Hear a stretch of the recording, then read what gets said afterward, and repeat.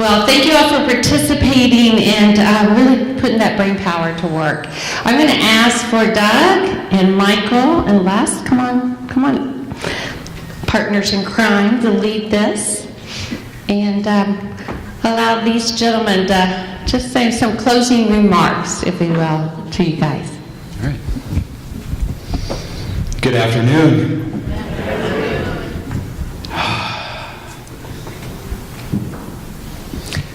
Those of you who are in my room know the story that I'm a crybaby.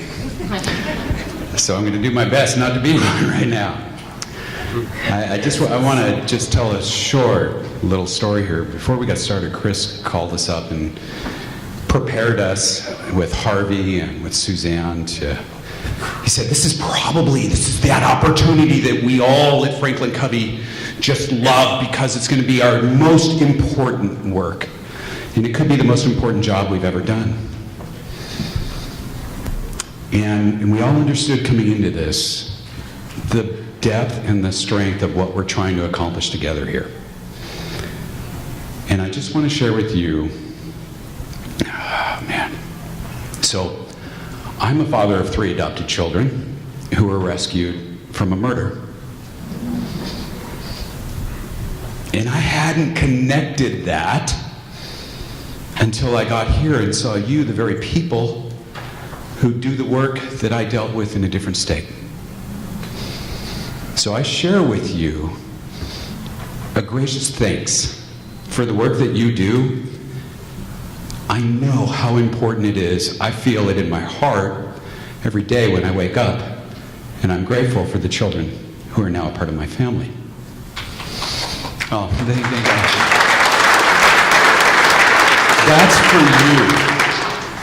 That's for you. And for those of us who get lost in our purpose because we get so busy and we lose that focus, these 2 days are to reunite us why you even came here. To be that leader in your community. And we know, the 3 of us know, that if we leave just a little piece of our soul behind, it's going to grow exponentially with you. And we know that when you give your heart to the community, it's going to grow exponentially there. And in this case, it's going to be evidenced by reduced deaths of B to 3. And so I just want to thank you for sharing these 2 days, for your participation in these 2 days, and for letting me be a part of your family for a couple of days. And BJ, thank you. I really appreciate the work that you do, and you're a great leader. Thank you all very much.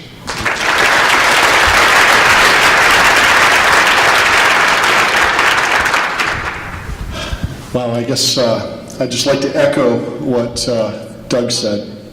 It truly is a big gap, a big goal, and a really big opportunity to go to war.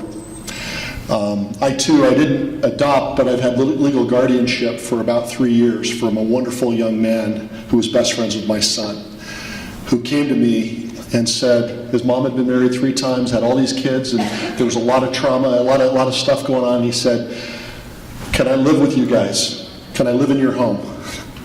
And we said, "Well, you already kind of are living with us. You've been here for about the last year." Been on vacation with us, and he came into our home, and it was amazing. He brought in such a great spirit. He was only with us for 3 years, and he left and went back home. But I just want to honor, and this is someone, I'm not sure who it was in group 3 that brought in these pictures of these young kids. And right after session, we were kind of going around. I was looking over in group 3 at Doug's room, and he was looking at my room, and I ran into these pictures, and I saw these beautiful little babies. And it really clarified that's why we're here. That's why we're here. There's no other purpose. That's why we exist. We don't inherently have a right to exist. We exist because there's a gap here, and we can solve it. We can solve it in this room. And I'm reminded, probably one of the funnest engagements I was ever on was working with the Atlanta Falcons.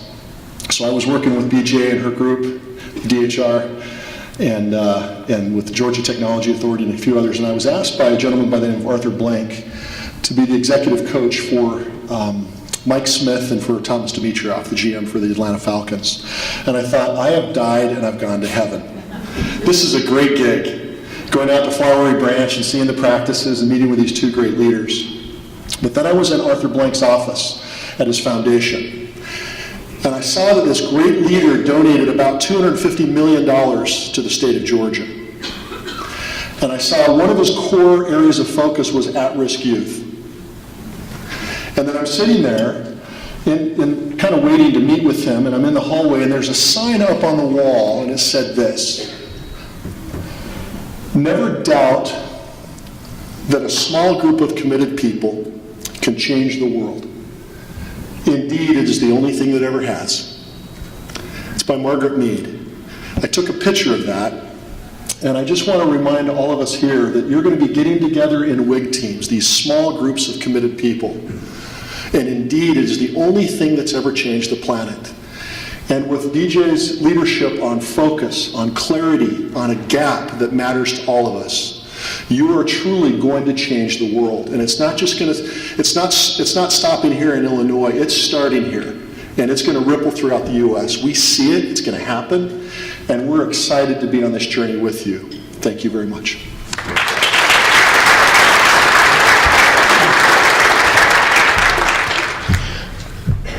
Yeah, I'm not going to top any of that.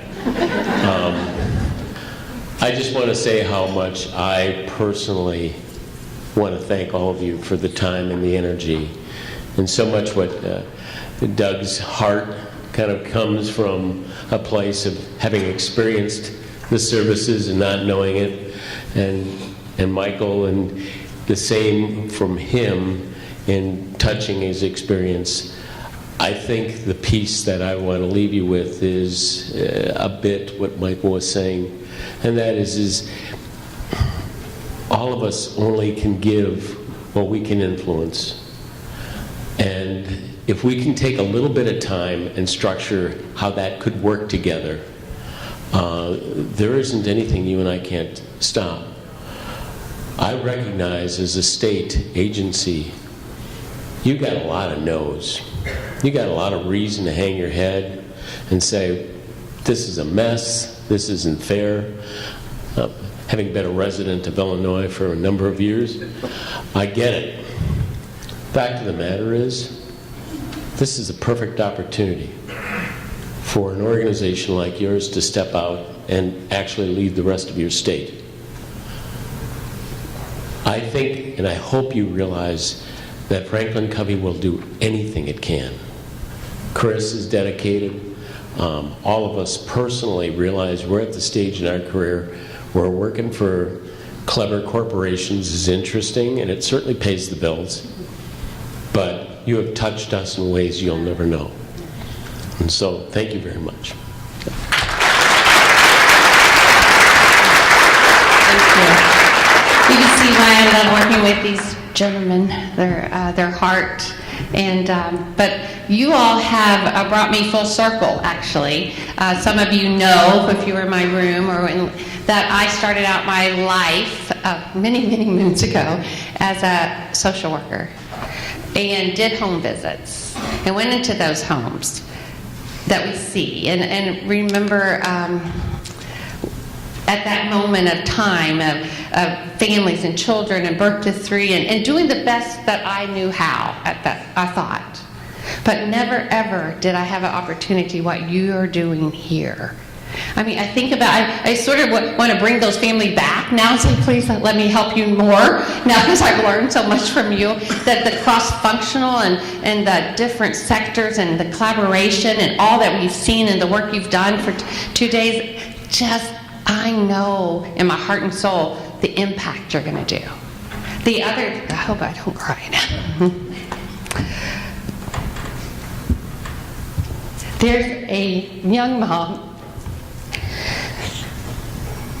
that has a 15-month-old and a new baby.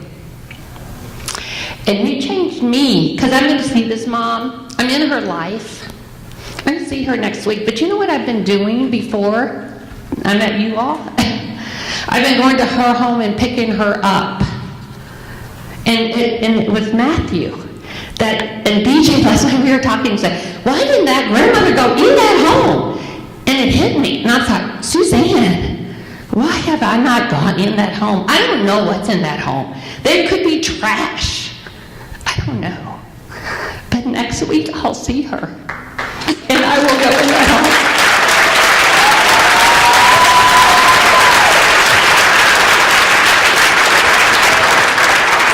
So thank you. Because I don't want to Matthew for those two babies. And I can make an impact in her life. So thank you for touching my heart. Thank you for what you do. And I have to give it to Chris now.